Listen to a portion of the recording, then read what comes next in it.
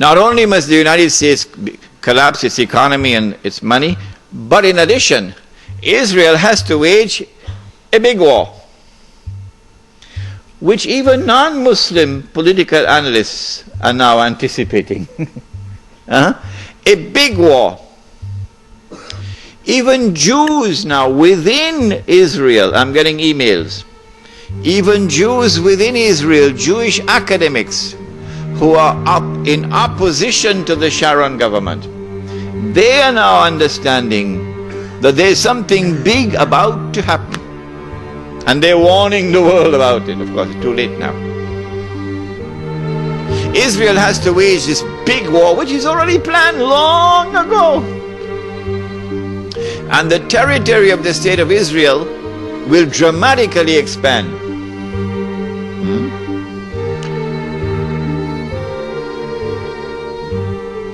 And the Palestinian problem will be solved because they'll be exported out. That is the massive human rights crime that the Israeli academics are now anticipating and warning the world about.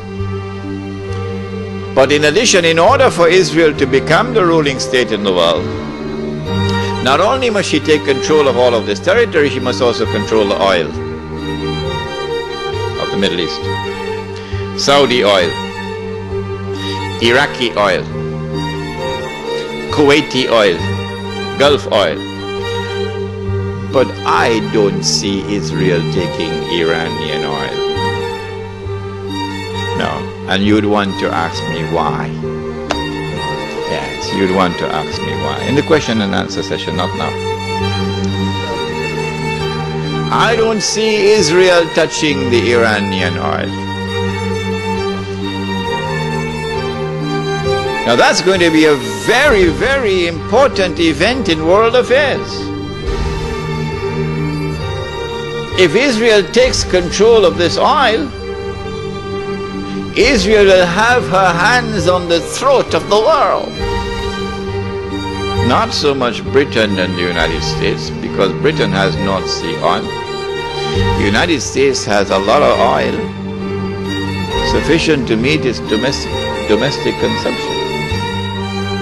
And so who is going to have Israel at their throats? The answer, Europe, Japan, and the rest of the world dependent upon Middle East oil, but particularly Europe and Japan. Which is why at this moment you will notice a lot of strange noises coming out of Europe in hostility to the United States. Because the Europeans are beginning to open their eyes and now beginning to slowly understand what we knew all along. Yes. This is why the German minister made a statement concerning Mr. Bush and acting in a way like Hitler acted. It's not by accident. But Israel has a PhD in deception, because it's Dajjal at the back of this, the mastermind. And Israel would not want to wage a big war and appear to the world naked, clearly as an aggressor. No, that's not deception. Israel has to wage her big war and make it appear as though she was only defending herself. The only Muslim I know of who has had the capacity to be able to penetrate the deception that has been going on all these years, the only one I know of, was a man who never went to Al-Azhar University. No, he wasn't a sheikh. His name was Malcolm X. He's the only man I know of who had that eyes wish to see and clearly recognize the strategy and the deception. Read Malcolm X. How is Israel going to launch this big war and yet get away from being perceived by the whole of humanity as the aggressor, blatant aggression? You have to come with a good strategy. The strategy is this. Ariel Sharon goes into Masjid al-Aqsa with 1,000 Israeli military with him, with their shoes on,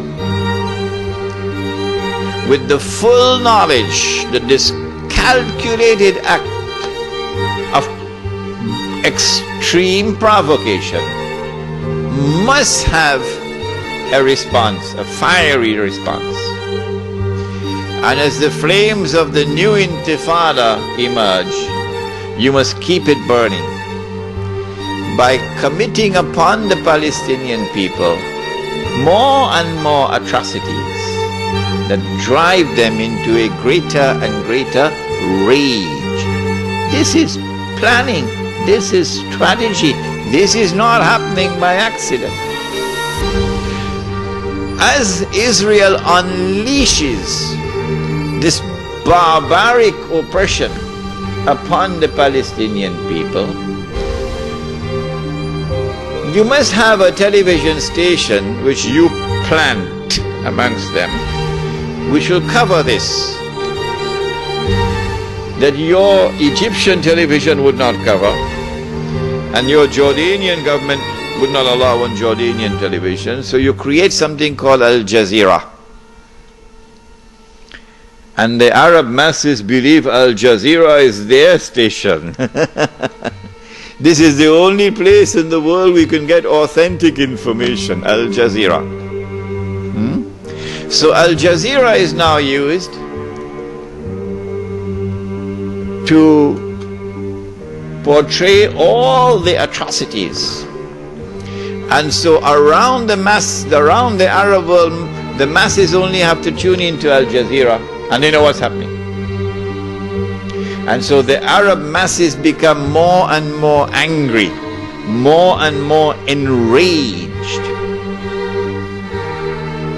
And guess who begins to tremble now? The governments which are pro-American. The governments which have entered into peace treaties with Israel. These are the ones who are now trembling because their people are becoming more and more enraged. So Mubarak in Egypt and Saudi Arabia, I don't know, is Fahad or Abdullah, and Abdullah in Jordan, and Sheikh Sabah in Kuwait, etc. Israel has to judge the temperature on the ground in the Arab world. And because Israel has a strategic military alliance with the United States of America, it is when Israel judges the temperature to be hot enough, only then will Israel give the go-ahead to the United States to attack Iraq. Only then. And you have to inform the whole world in advance that you're going to attack Iraq. So the masses must be expecting it. Why? So that when the United States attacks Iraq, you would have the kind of spontaneous outputs and their struggle against the oppression of the Shah, that there were also others at work to help them without their even knowing it. So they have finessed this methodology of how to bring the masses out onto the streets. And this is what is about to occur. As the masses go out onto the streets, the ones who are going to be targeted are the pro-American regimes in the Arab world. The objective? To get one or more of these regimes to fall through massive demonstrations, anti-American and anti-Israeli demonstrations.